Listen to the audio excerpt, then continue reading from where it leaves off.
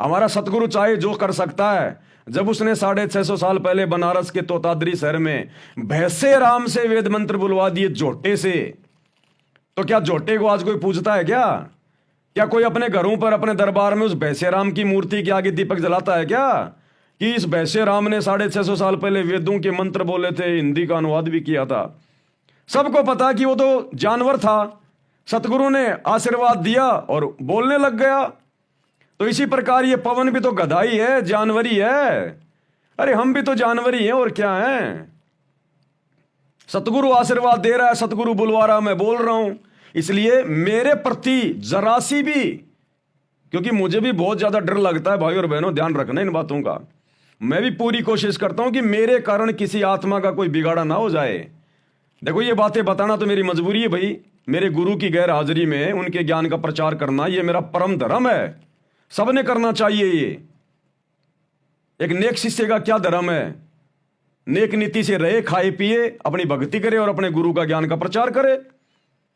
तो ये तो मेरा परमो धर्म है वर्तमान में, मेरे गुरु जी की गैर हाजिरी में अपने भगत भाई बहनों को मतलब सच्ची राह दिखाना।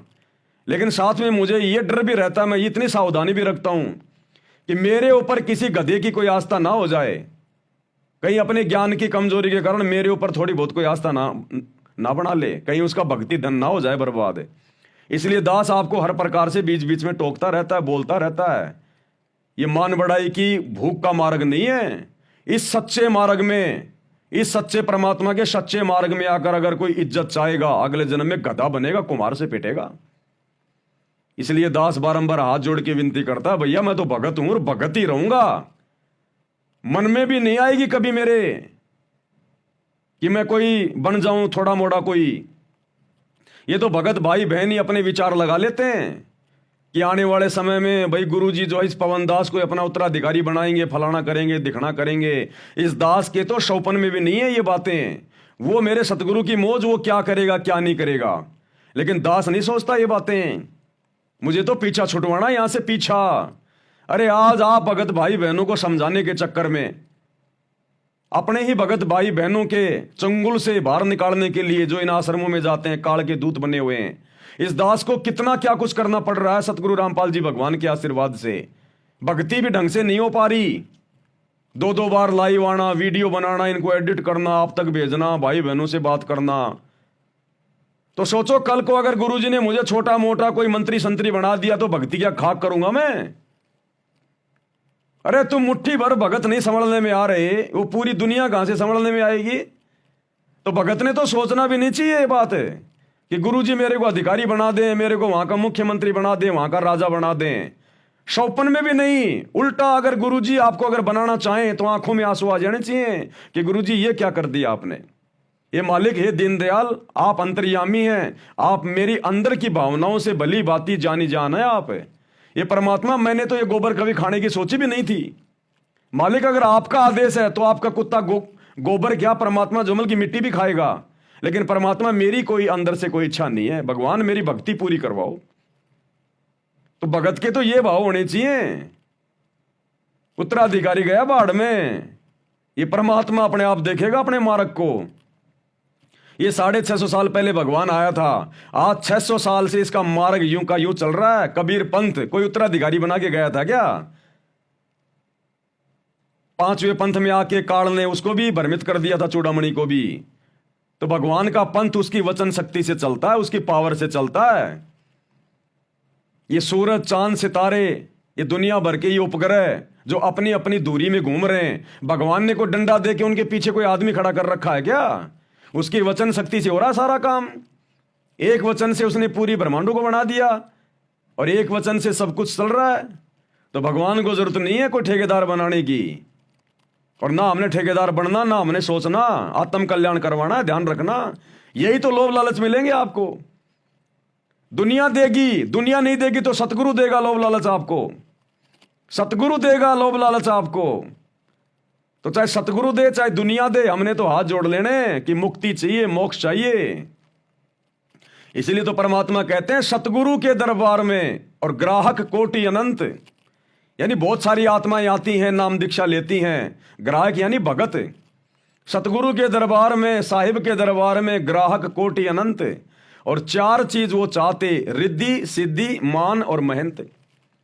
धन दौलत, रिद्धि सिद्धि यानी प्रसिद्धि, बड़ा पद, रिद्धि सिद्धि, मान यानी मान बढ़ाई, और महंत यानी महंताई, संताई। तो 99% लोग ये 4 चीजें मांगने के लिए आते हैं, भक्ति करते हैं कि सतगुरु के दरबार में ग्राहक कोटि अनंत, पर 4 चीज वो चाहते, रिद्धि सिद्धि मान महंत। ये हमारे कोऑर्डिनेटर भाई बहन, ये गुरु जी का परिवार है, यही सोच के तो भक्ति कर रहा था। अब परमात्मा तो दाता है, जो मांगोगे वही देगा। आप आज देख लो, आज गुरु जी ने अपने परिवार को मान बढ़ाई दे दी, सर पे बांध के पगड़ी, गले में माला, हाथ में श्री कृष्ण जी की मूर्ति। अब देख लो, इनको जो चाहिए था वो दे दिया भगवान ने। ये तो दाता है। ये भक्ति जो मन में धारणा रख के आप करोगे, भगवान वही देगा आपको, लेकिन गधा भी बना देगा फिर अगले जन्म में। और आप और हमारे को भक्ति चाहिए थी, आप और हमारे को भगवान ने साथ संगति से जोड़ दिया। तो कहते हैं सतगुरु के दरबार में ग्राहक कोटि अनंत, 4 चीज ये चाहते, रिद्धि सिद्धि मान महंत। और फिर भगवान कहते हैं सतगुरु के दरबार में ऐसा कोई एक, एक का मतलब कोई कोई होंगे, बहुत कम। सतगुरु के दरबार में ऐसा कोई एक, इन 4 को ठोकर मार के, जो चाहे पुरुष अलेख, जो केवल परमात्मा को ही चाहेगा, अपनी मुक्ति चाहेगा और कुछ नहीं चाहेगा। तो हमने तो दूसरी वाणी की कैटेगरी में आना, भगत भाई बहनों ने, सत्सेवकों ने। हमने रिद्धि सिद्धि मान महंताई को ठोकर मार देनी है। हमने केवल अपने सतगुरु को प्राप्त करना है, सतलोक प्राप्त करना है। उसके लिए जो कुर्बानी देनी पड़ेगी हम देंगे, जो कुर्बानी देनी पड़ेगी वो हम देंगे। तो हमने बहुत सोच समझ के, विशेष हिदायतों में रह के, अरे भगवान धरती पे आया आप और हमारे लिए। भगवान, सोचो भाई और बहनों, हम कितनी इंपॉर्टेंट आत्माएं हैं, हम कितने वीआईपी हैं। आज आपके क्षेत्र का एमएलए आपके घर पे आके आपके आगे हाथ नहीं जोड़ेगा, और ये सतलोक का राजा नीचे उतर के सत्संग करके हमारे आगे हाथ जोड़ रहा है कि बच्चों संभल जाओ, सुधर जाओ, भक्ति कर लो। तो सोचो हम कौन हैं। सतलोक का राजा हमारा बाप, वो शहंशाह जगत सेठ, आप और हमारे लिए, हम आत्माओं के लिए सतलोक से चल के आ गया। तो हम कौन हैं। यहां के राजा महाराजा तो हमारे नाखून के बराबर भी नहीं है। ये वर्तमान में खाते पीते घूमते दिखाई दे रहे हैं, अगला जन्म इनका गधे का है। तो इस संसार की सर्वश्रेष्ठ आत्माएं हैं, भले हम चाहे गरीब है, निर्धन है, काले कलूटे, लूले लंगड़े, ठिगणे, कैसे भी है। ये हमारा सौभाग्य। परमात्मा ने जिस भगत को जिस सांचे में डाला हुआ है, जिस घर में, जिस माहौल में, जिस परिस्थिति में उसको डाला हुआ है, वो परमात्मा ने उसको अपनी तरफ से बिल्कुल परफेक्ट बना के डाला हुआ है। तो जब भगवान ने हमारे को परफेक्ट बना के भेज दिया, चाहे काड़ा, चाहे लूला, चाहे लंगड़ा, चाहे गरीब, चाहे अमीर, तो हमने उस भगवान के द्वारा बनाए गए इस व्यवस्था में कोई दोष नहीं देखना। अरे एक फिल्म बनाई जाती है, फिल्म का जो डायरेक्टर होता है वो किसी को चपड़ासी का रोल देता है, किसी को हीरो का रोल देता है, किसी को जो है गुंडे का रोल देता है, किसी को ड्राइवर का रोल देता है। और वो ड्राइवर सोचे मैं तो हीरो बनना चाहूंगा, मैं तो हीरो बनूंगा। वो चपड़ासी सोचे मैं तो हीरो बनूंगा। अरे सारे हीरो बनोगे तो फिल्म कैसे बनेगी। तो इसी प्रकार परमात्मा ने जिन जिन भक्तों को जो सेवा दे दी, जो जो रोल दे दिया, उसमें संतुष्ट रह के कि मेरे लिए यही उत्तम है। देखो जाना हमने सतलोक में, वो हीरो भी सतलोक में जाएगा, वो चपड़ासी भी सतलोक में जाएगा, वो गरीब भगत भी सतलोक में जाएगा, वो काला कलूटा भी भक्ति करके सतलोक ही जाएगा।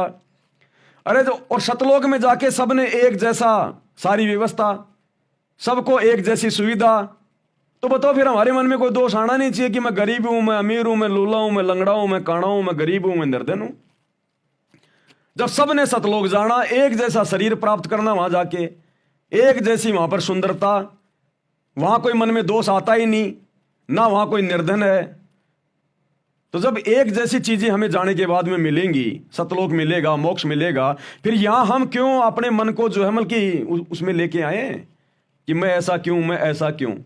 हमें तो खुश होना चाहिए कि अच्छा किया भगवान ने मुझे गरीब बना दिया, अच्छा हुआ भगवान ने मुझे लूला लंगड़ा बना दिया, नहीं तो पता नहीं मैं क्या बकवाद कर बैठता।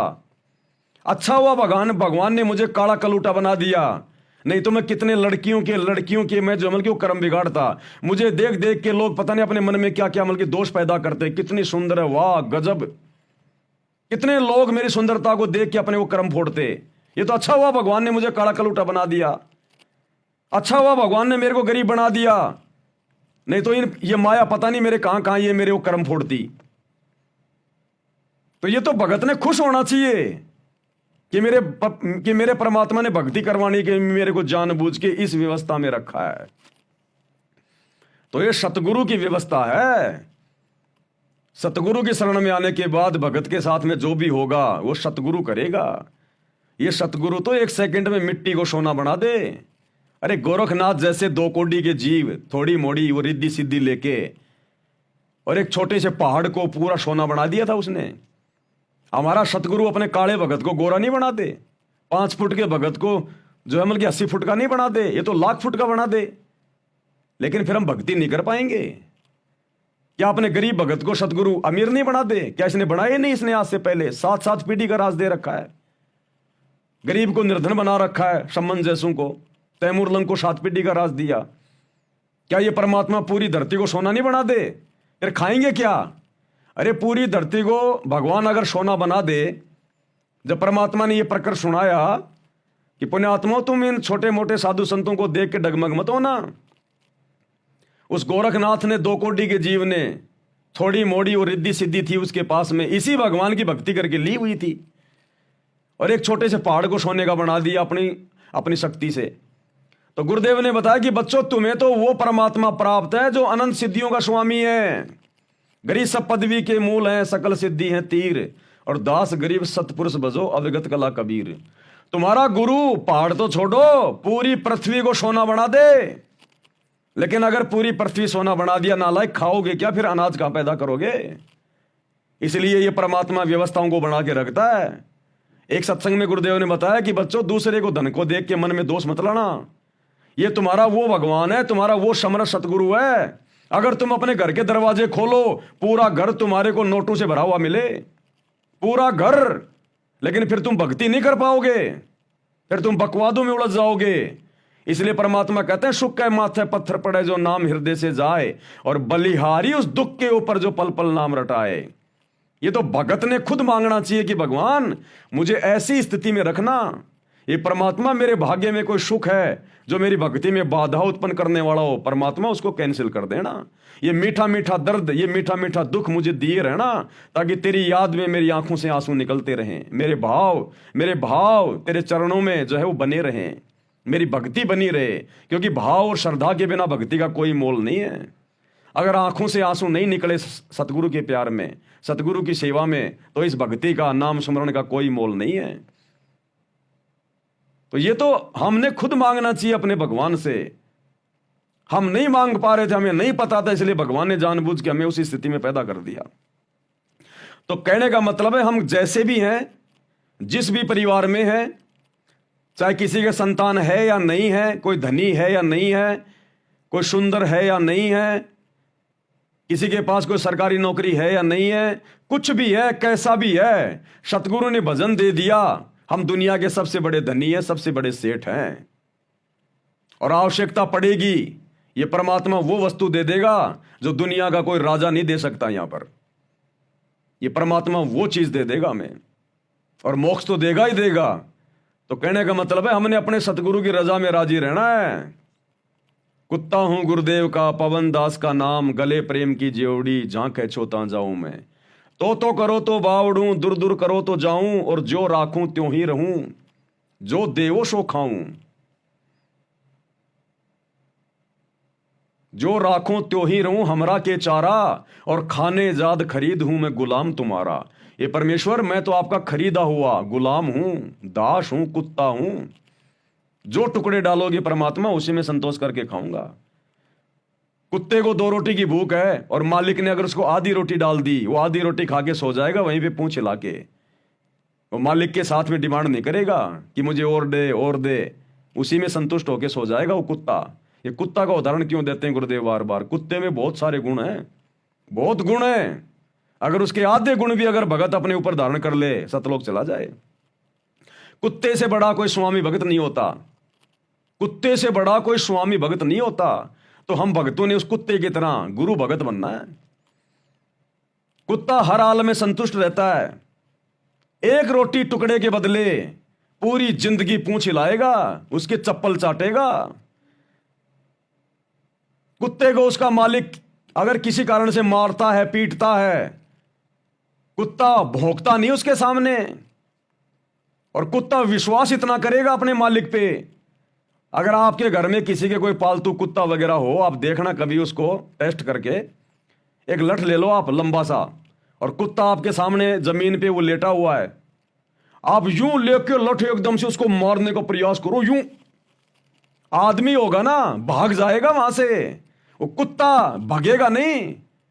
वो आंखें बंद करके यूं ही करेगा, यूं यूं यूं आंखें बंद करके यूं यूं, भागेगा नहीं। उसको विश्वास है कि तेरा मालिक है, मारेगा नहीं।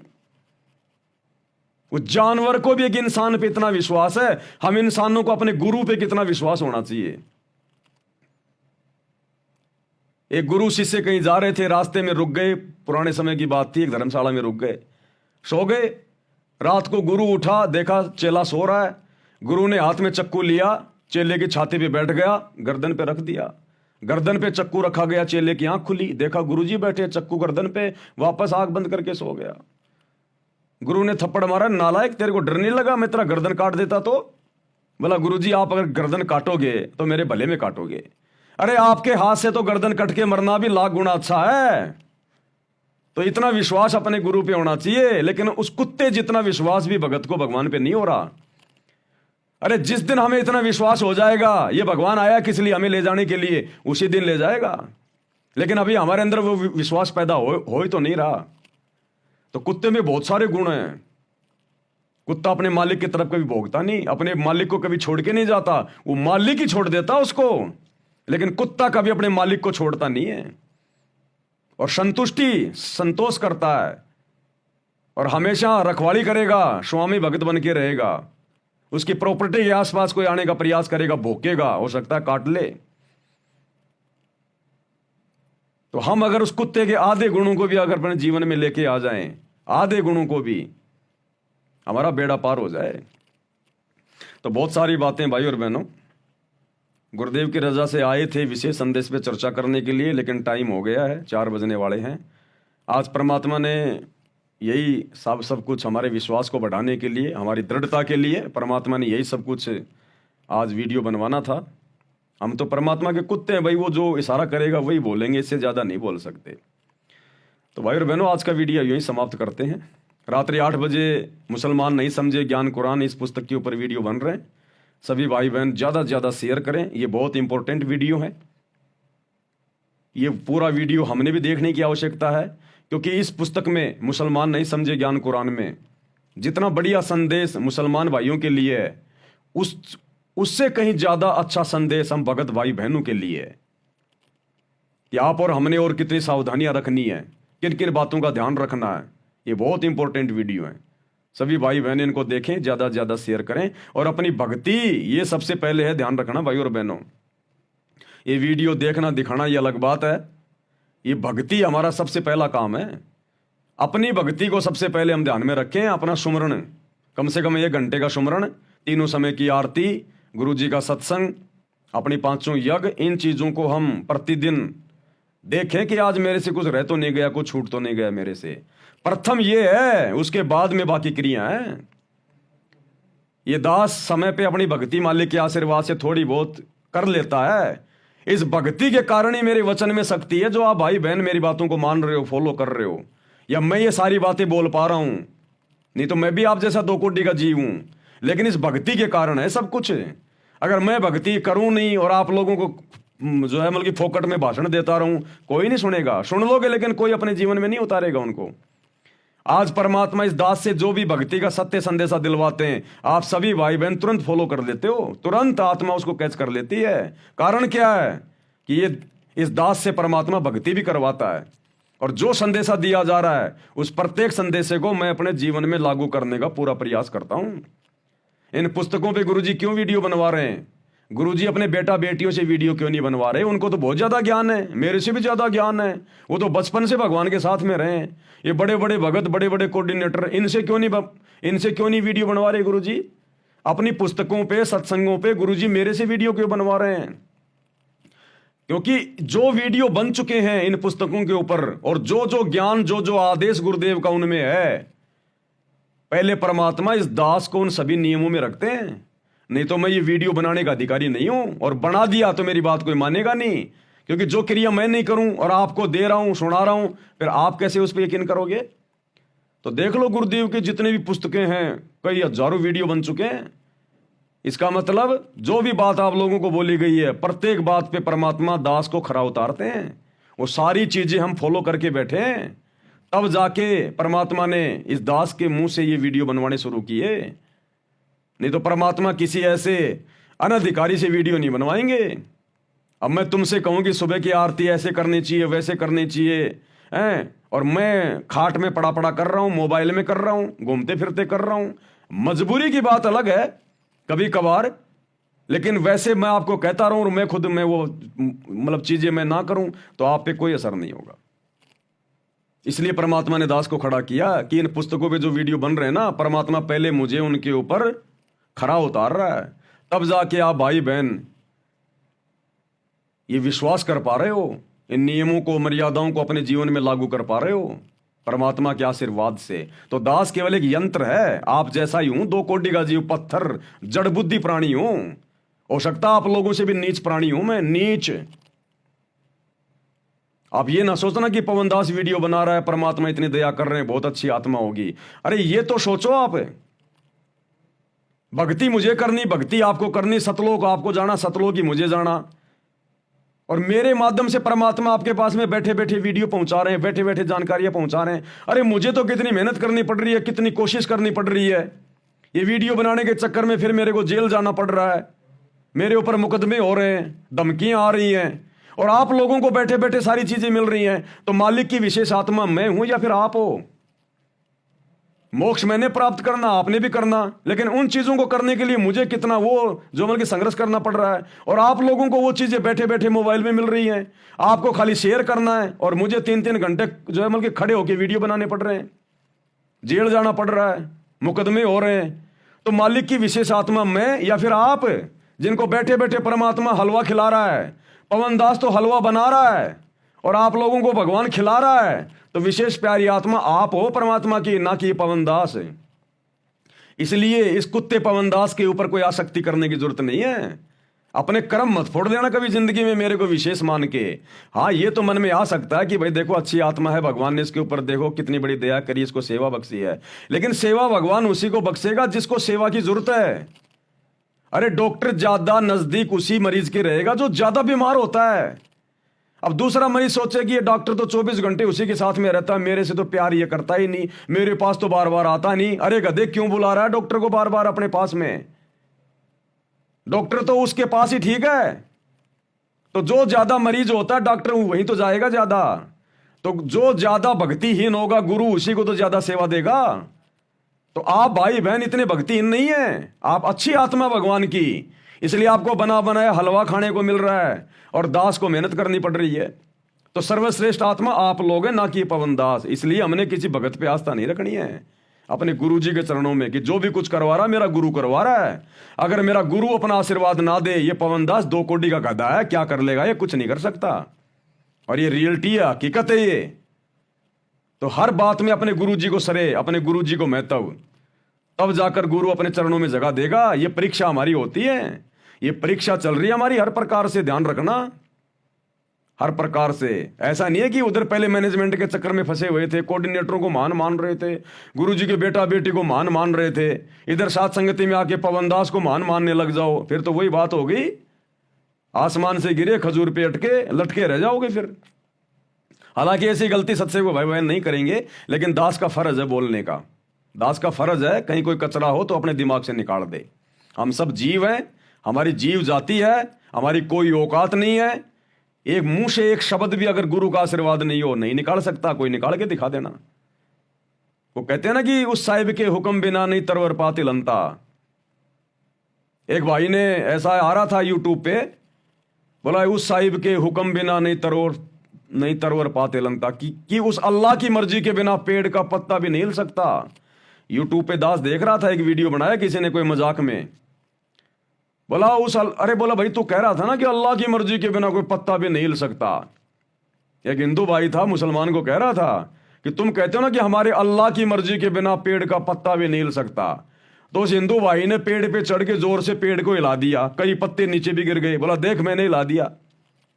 उस नालायक को ये नहीं पता उस पेड़ पे चढ़ना और पेड़ के ऊपर चढ़ के पेड़ को हिलाना उस अल्लाह की मर्जी से हुआ है। ये भी उस खुदा की मर्जी थी, लिखा हुआ था, ऐसा ही लिखा हुआ था। ये भी उसकी मर्जी से हुआ है, अन्यथा नहीं हो सकता। तो इसी प्रकार जो भी कुछ करने धरने वाला ये परमात्मा है। जीव केवल बिना ज्ञान के अपने कर्म फोड़ सकता है। तो भाई और बहनों, आप और हमारा सौभाग्य, गुरुदेव ने हमें सद्बुद्धि दी, साथ संगति से जोड़ा, अपने चरणों में बनाए हुए हैं। आप और हमने इस मेहरबानी को इसी प्रकार से बना के रखना, निरंतर आगे बढ़ना है। अब गलतियों की गुंजाइश नहीं है इस भक्ति मार्ग में।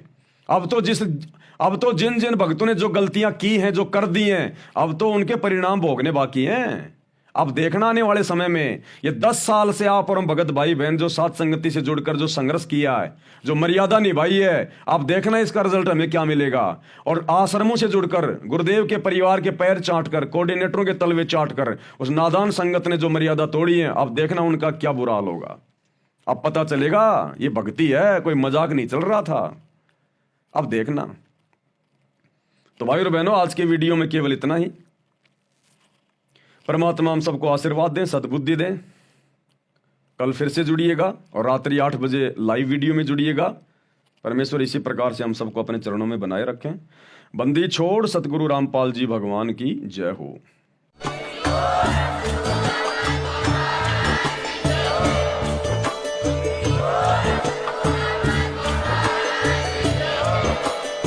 भाई जो गुरु वचन पे डट गए, कट गए फंद 84 के, कट गए फंद 84 के, कट गए फंद 84 के।